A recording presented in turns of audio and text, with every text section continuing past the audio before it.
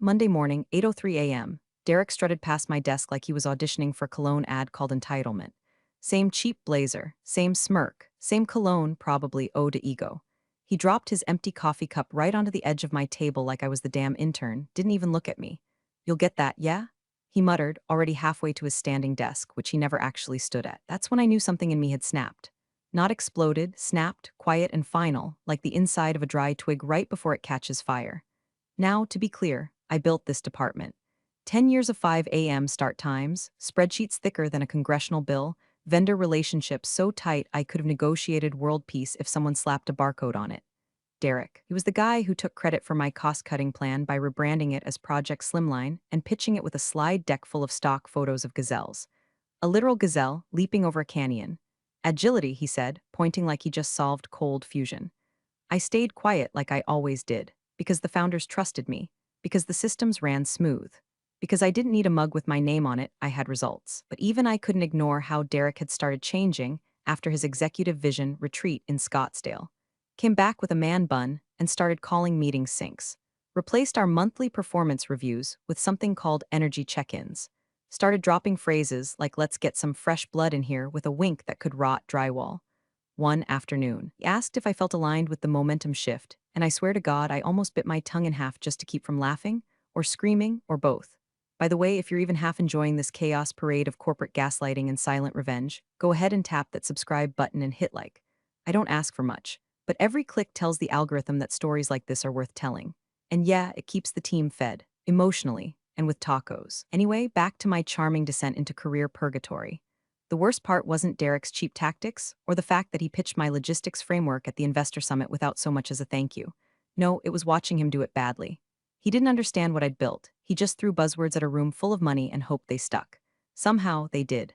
The founder, Mr. Lansing, had stepped away after a stroke last year, and the board, probably high on TED talks and oat milk lattes, let Derek start calling the shots. Operational shift, they called it, modernization. And somehow, that meant replacing me in meetings with a guy named Connor whose main contribution was asking if our B2B funnel had enough vibe. I stayed, because I still believed in the mission, because I cared about the people, because half the junior staff came to me when Derek's ideas broke something. But mostly, I stayed because I thought if I just worked harder, just one more quarter, one more clean audit, one more record-breaking ROI, they'd see me. Turns out I was invisible by design. 3 weeks before it all blew up, Derek made a comment in the elevator. We were alone. He didn't even look at me. Just said, "I think it's time we brought in some fresh blood." Then he checked his phone and asked if I'd loop in the data from yesterday's meeting. I said sure, and went home and poured a whiskey so strong it could have stripped paint. That night, I opened my old inbox, not the work one, the Gmail I hadn't used since my recruiting days. Inside was a message, 6 months old unread, from Lansing. It just said, "I miss knowing what's really going on." I stared at it for a long time, long enough for the ice in my glass to melt and the buzz to fade. And then I started typing. Not a complaint, not a rant, just the facts. How his systems were being dismantled. How budgets were ballooning. How the team was afraid to speak up because Derek kept replacing dissent with consultants from his fantasy football league.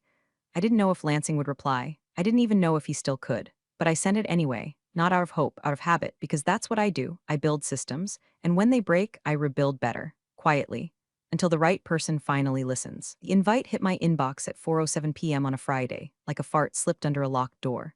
Subject line, urgent HR check-in conference room B. No context, no prep. Just my name, 3 blocks of time, and a quiet suggestion that I pick the soonest available slot. You don't need a psychic or a Harvard MBA to translate that corporate dialect. Someone had their knife out, and they were tired of waiting for my back to turn. I picked the earliest one, 4:30. Figured if the wolves were circling, I might as well walk out with some daylight left. Maybe beat traffic, maybe not throw up in the parking lot. Conference room B was already occupied when I arrived. Derek was seated at the head of the table like he was hosting a game show no one wanted to be on. He didn't even bother with the fake smile. Just tapped his Montblanc pen against a folder and said, "Carol, thanks for making time." Next to him, Gina from HR. Clipboard, neutral expression.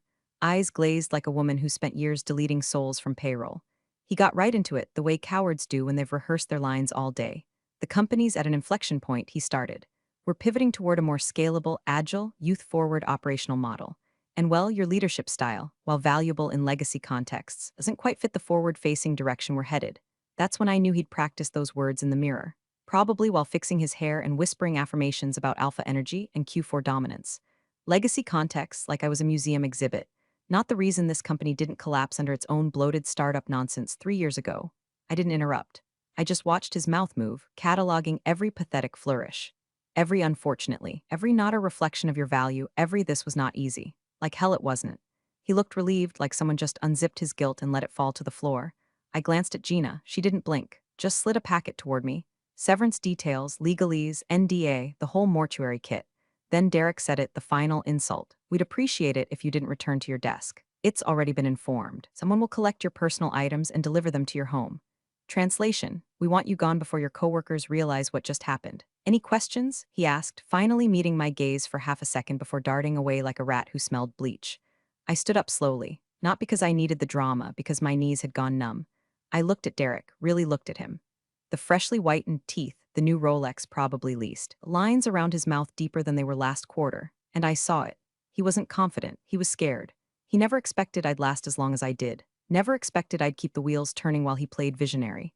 And now, with me gone, he'd finally get to break the company in his own image, just like he broke everything else he touched. Thanks for the clarity, I said, voice flat as a dead battery. Then I looked at Gina and added, do I need an escort? Or are we pretending I'm still human for the next 2 minutes? She flinched, just a twitch, but I saw it. Then she stood in motion toward the door. I followed, leaving behind a decade of blood, grit, and grace packaged in one tidy manila envelope. No send-off, no handshake, not even a passive-aggressive cupcake in the break room. When we passed by the bullpen, a few heads popped up. No one said anything. No one needed to. I wasn't the first they'd done this to, but I was the last one who knew where all the wires were buried. Back at my desk, a security guy waited. Didn't say a word, just handed me a sealed cardboard box with my name sharpied across the top. Inside, my backup glasses, a half-dead peace lily, and a mug that read coffee, because murder is illegal. Fitting. On the way out, I passed the display wall, the one with all the department awards, quarterly shout-outs, press clippings. My name wasn't on a single one, but I'd written most of the metrics that earned them. Right before the elevator dinged, I looked back one last time. Derek was watching from the mezzanine, and he couldn't look me in the eye, not even from 40 feet away. The doors closed, and in that quiet metal box, I didn't cry. I didn't scream. I smiled, because if he thought that was the end of my story, he hadn't been paying attention. I gave myself one day to rage clean the house, alphabetize my spice rack like it was a military operation, drink too much Cabernet, and rewatch The Devil Wears Prada like it was a documentary on professional trauma. But when the sun rose the next morning and the caffeine hit bloodstream, I wasn't sad. I wasn't broken. I was calculating. The truth is, I'd been living with one foot out the door for months, maybe longer. My body was still showing up to meetings and fixing problems Derek created in his sleep, but my mind, it had already started mapping escape routes. The only thing I hadn't figured out yet was who still remembered why the company had worked in the first place. Who still gave a damn. The answer came to me somewhere between laundry and a revenge-fueled walk around the cul-de-sac. Lansing. Technically, Howard Lansing was still the founder. His name was on the charter, the culture deck, the first patent filing. But after his stroke last year, the board had politely ushered him out of day-to-day operations with phrases like time to focus on your health and transition to an advisory role. Last I heard, he'd retreated to his estate up north, somewhere with more trees than people. Nobody had seen him on a Zoom call since July. Derek called him the ghost in the cap table. But I remembered something Lansing once said to me during a launch crunch, back when the company still ran on sweat, duct tape, and blind optimism. He'd brought me a coffee at 2 a.m. and said, people don't build companies. Patterns do. People just carry them, so I figured I'd remind him of mine. I wrote a short email, nothing dramatic, no complaints, no score settling. Just a quiet thank you for the opportunity, for the challenge, for letting me help shape something real. I said I hoped he was doing well, that I missed the days when this place was about solving hard problems, not selling empty slogans. I didn't expect a reply, but less than 3 hours later I got one. Carol, I remember everything. Can you talk this afternoon? The call was voice only, no cameras. I could hear birds in the background and the clink of what I assumed was a glass of bourbon. His voice was slower than I remembered. Age and illness will do that, but still sharp, still deliberate. He did the pleasantries. He asked about my family, my plans. I gave him the sanitized version. Then came the question, what do you think is happening to my company? I didn't sugarcoat it. I told him about the bloat, the vanity hires, the endless rebranding and vision decks that said nothing but cost everything. I told him about Derek gutting my supply chain system to replace it with a third-party solution that had already failed twice in beta. I told him how the board had stopped listening to data and started chasing LinkedIn virality. I told him the fire was already burning, it just hadn't reached the boardroom curtains yet. He didn't interrupt, just breathed through it. And when I finally stopped to take a sip of water, he said 6 words that changed everything. I've been watching from a distance. There was silence after that, thick, charged. Then he added, I didn't like what I saw. He told me he'd kept access to a few internal dashboards the new execs didn't know about. That he saw the downturns, the churn, the loss of key vendors and talent. He saw how Derek inflated wins and buried losses. How decisions were being made by people who didn't understand the bones of the company they were remodeling. Why didn't you step in? I asked, not accusing, just curious. I wasn't sure who still cared, he said. Now I am. That line hit me harder than I expected. We talked for 42 minutes. I did most of the talking. He asked questions, good ones, not buzzword bingo, real ones. And at the end, he said this, I think we need another conversation. Soon, not just you and me. My hands were shaking when I hung up, not from fear, from purpose. Because for the first time since I was escorted out of conference room B, I didn't feel like a casualty. I felt like a chess piece being moved back onto the board. Quietly, strategically, and this time, I wasn't playing defense. I didn't call it a meeting, not officially. Just a coffee catch-up here, a calendar-free Zoom there. People like us, we knew how to move without drawing heat. We were the ones who fixed what broke, patched what cracked, and stayed too long in places that only noticed us when we vanished. And now I was reaching out to them, one by one, like a quiet signal pulsing through the company's old veins. It's time. First was Raj from procurement. He used to call my logistics model beautifully boring, which was the highest compliment in his vocabulary. We met in the back booth of a Thai place across from the old satellite office, the one we used to call the hotbox because the /C hadn't worked since 2017. He slid into the booth and skipped the pleasantries. I heard what happened, he said, pushing a spring roll across the table like it was a peace offering. You good? I'm not dead, I said, just off the payroll for now. He cracked a smile, but his eyes stayed cautious. I leaned in. I need to know what's really happening. No filters, no decks, just the truth. Raj exhaled hard. Then you better talk to Jenna in ops and Marcus in finance. And for the love of God, someone needs to check what Derek's doing to the Arcady project. My stomach dropped. Arcady was the thing. The project I'd nurtured like a weird little bonsai tree for 2 years, unsexy, unflashy, but essential. A proprietary logistics optimization tool that had quietly shaved millions off our burn rate. It was supposed to be rolled out company-wide this quarter. Last I heard, I said slowly, it was on track. Not anymore, Raj muttered. He's blaming it for shipping delays. Says the legacy stack can't scale. But Carol, it's not Arcady that's broken. It's the patchwork his frat bro consultants glued onto it. I felt something hot coil in my ribs. Blaming legacy systems, the oldest corporate scam in the book. Especially when those legacy systems were the only thing standing between order and chaos. Next was Jenna, director of ops, whose official bio was 2 lines long but who'd been the beating heart of 3 reorgs and 4 product launches. We met in her garage after dark, lights off, cell phones in a Faraday pouch. She wasn't paranoid, she was prepared. I've been documenting everything, she said, sliding a flash drive across her old workbench. Timelines, resource bleed, contractor invoices. You won't believe what they're billing under strategic alignment workshops. I plugged the drive into my laptop as soon as I got home. Her data was surgical, timestamped Slack threads, before and after budget forecasts, onboarding logs for consultants who spent more time posting LinkedIn selfies than writing code. And right there in black and white, Arcady's throughput had dropped 38% in 6 weeks, not because of infrastructure failure, because Derek's people rewrote the core workflow logic without understanding it. Then came Marcus, finance analyst, quiet guy, liked black coffee and terrible fantasy novels. He agreed to a walk-in talk around the reservoir trail. Halfway through, he handed me a folded piece of paper. One number on it, 4.3 M. 4.3 million what? I asked. In projected revenue erosion, he said, deadpan, this quarter. Thanks to the changes in logistics and fulfillment. My jaw tightened. Is the board seeing that? He shook his head. Derek's team bundled it under expansion transition volatility. Buried it deep, but I flagged it in the raw data. I stopped walking, looked out over the water. Something in me clicked, mechanical, precise. That old feeling, when the fog lifts and you see the gears underneath the chaos. They're gonna burn the whole place down, I whispered. Unless someone steps in, Marcus replied. Someone who still knows how the system works. By the end of the week, I had a dossier, not a pitch, not a proposal, a case. Built from raw metrics, backdoor dashboards, operational models, and old emails that painted a crystal-clear picture. Derek's vision was a bonfire, and the board was handing him matches. But more than that, I had allies. Not loud ones, not flashy, but the kind that matter when everything starts to fall apart. The ones who don't want credit, just stability, sanity, a place that works. We didn't talk about revenge. We talked about rescue, because sometimes, the only way to save something is to let the people who were ignored lead it back. And somewhere in all that quiet planning, the fire in my chest didn't feel like grief anymore. It felt like fuel. I wrote the strategy doc in the same kitchen where I'd once cried over the company's first product launch, the one where we missed the deadline by 3 days and still somehow delivered the most stable build in the sector. That was back when the company still meant something, back when long nights felt like investment, not exploitation.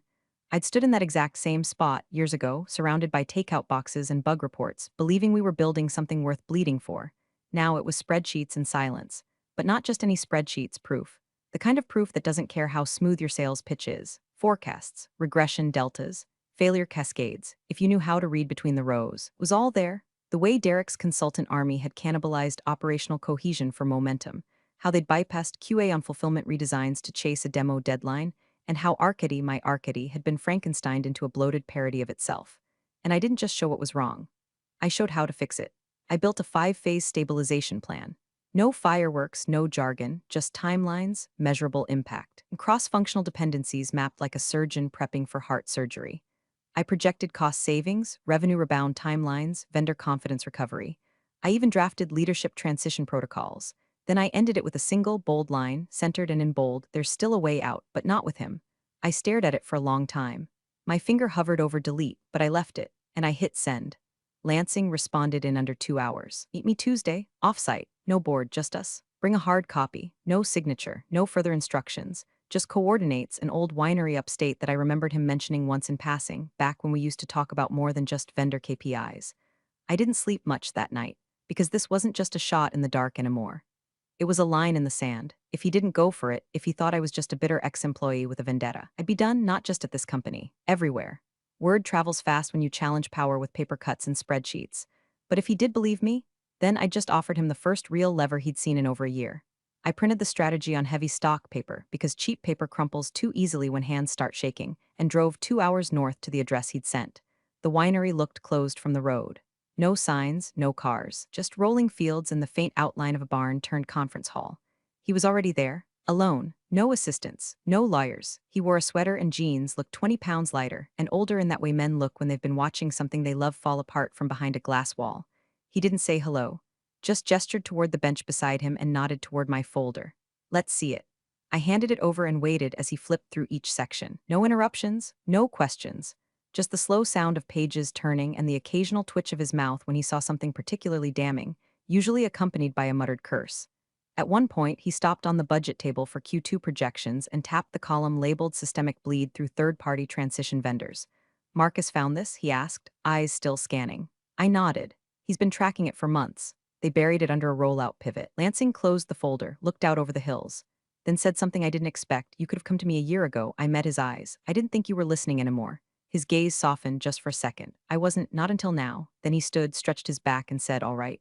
I want you to meet someone tomorrow, same place, different room." "Who?" I asked. "Legal," he said, "and someone from my trust." That's when it hit me. This wasn't just a conversation anymore. This was a move, a big one. Something was shifting behind the scenes, and if I was reading it right, Lansing hadn't just been watching from a distance.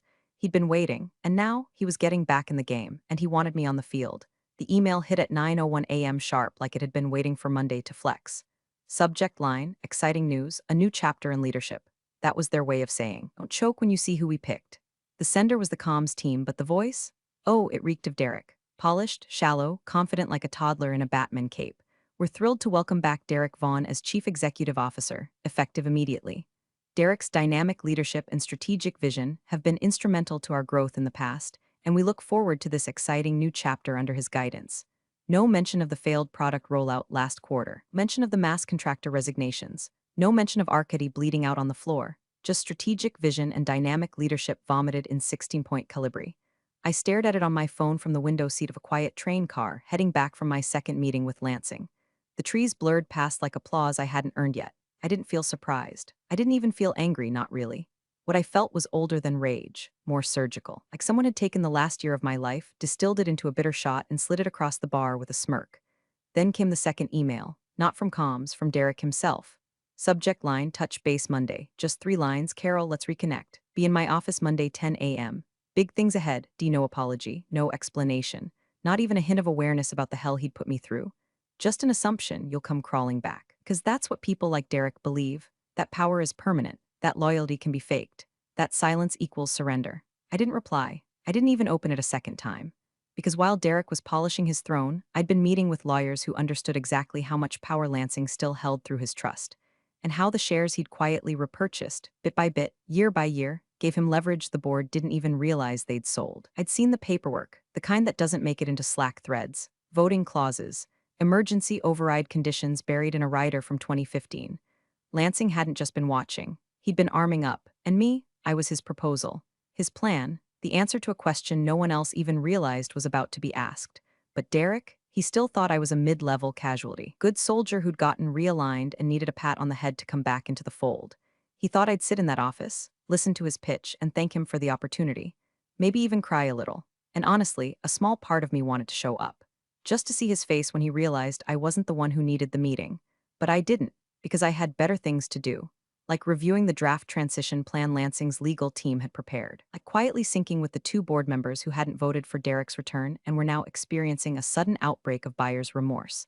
Like preparing the remarks Lansing hinted I might be making if things moved fast, and they were moving fast.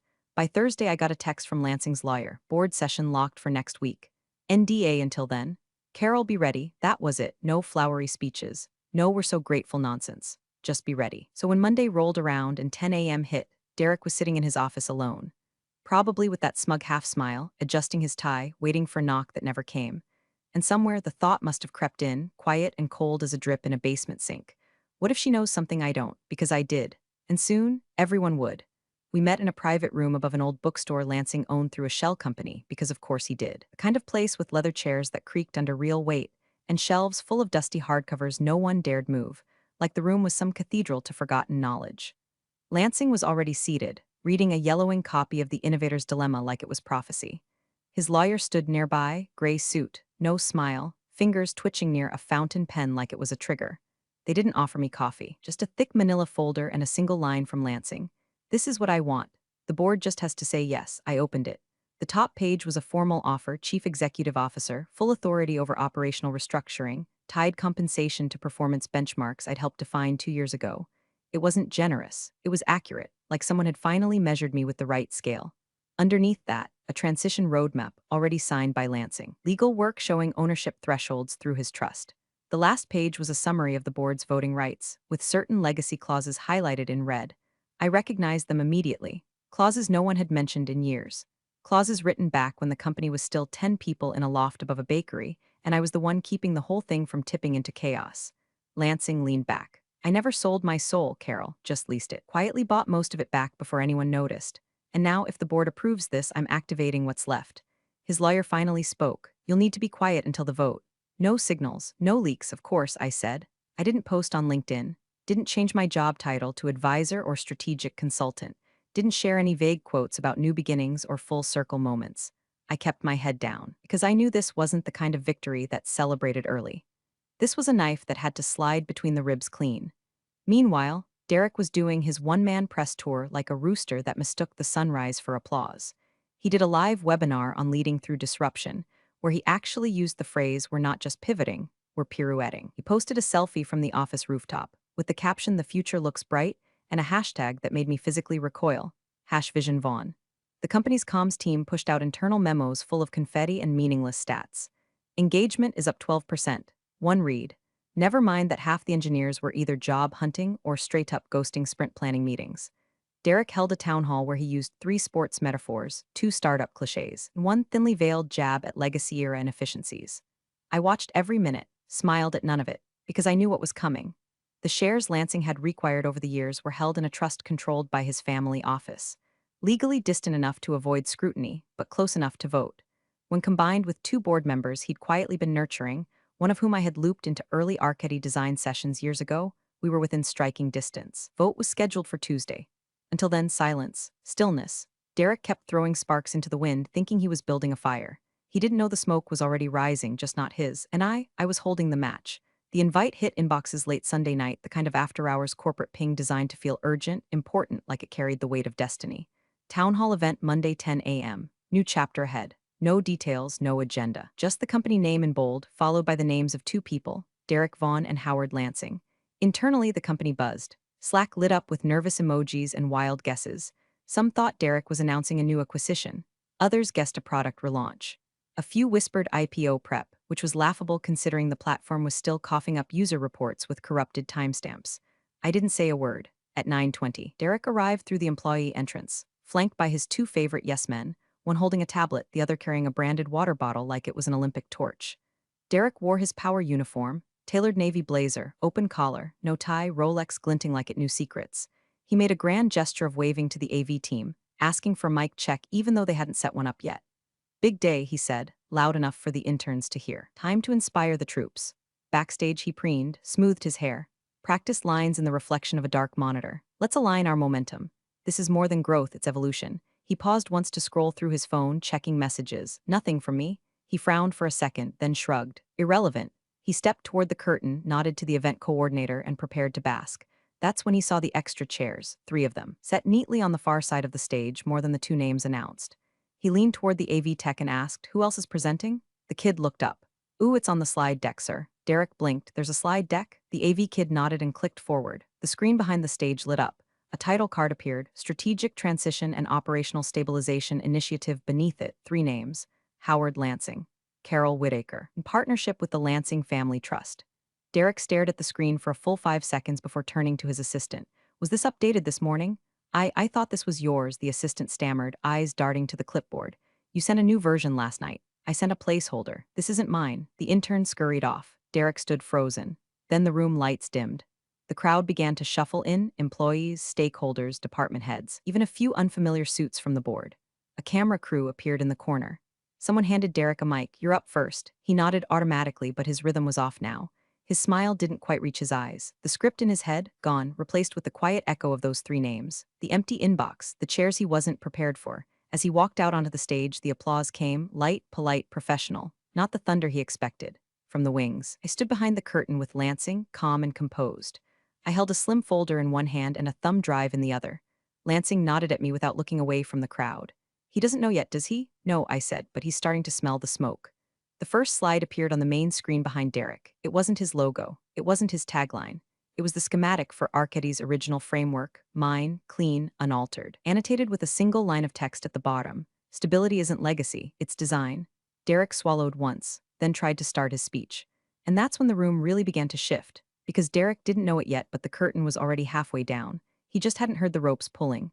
Derek's voice cracked halfway through the second slide. He tried to laugh it off, some awkward, half-swallowed joke about old files getting mixed in, but the room didn't bite. No chuckles, no nods, just rows of quiet, seated employees watching him sweat under soft lights.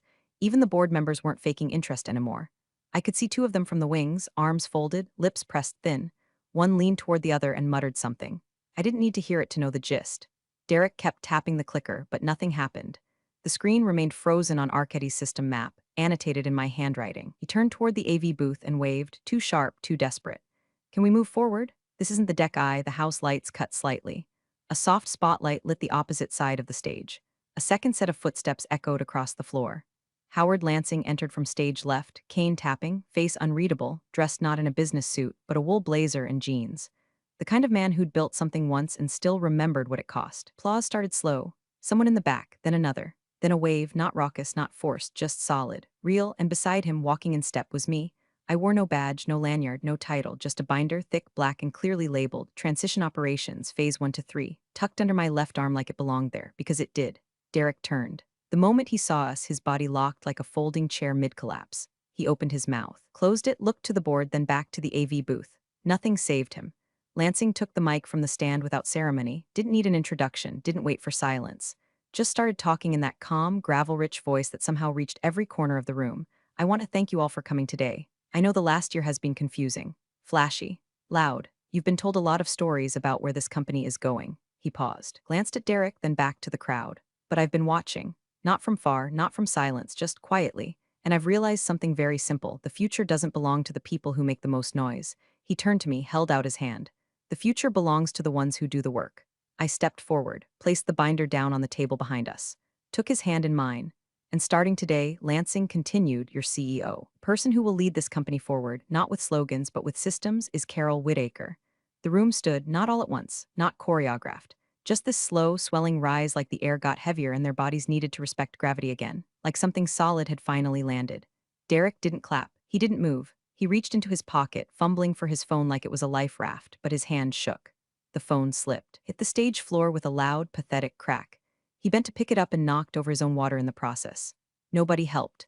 Lansing stepped back, letting the moment breathe. I didn't smile, I didn't cry. I didn't wave like a politician or perform like a startup unicorn, I just nodded once, because this wasn't a victory parade, it was a transfer. Power, real power, doesn't scream. It walks on stage, holds out a hand, and rewrites the ending. Big thanks for watching, you sneaky seniors. Subscribe to keep the coffee pot brewing revenge, your ex-colleagues won't know what hit 'em.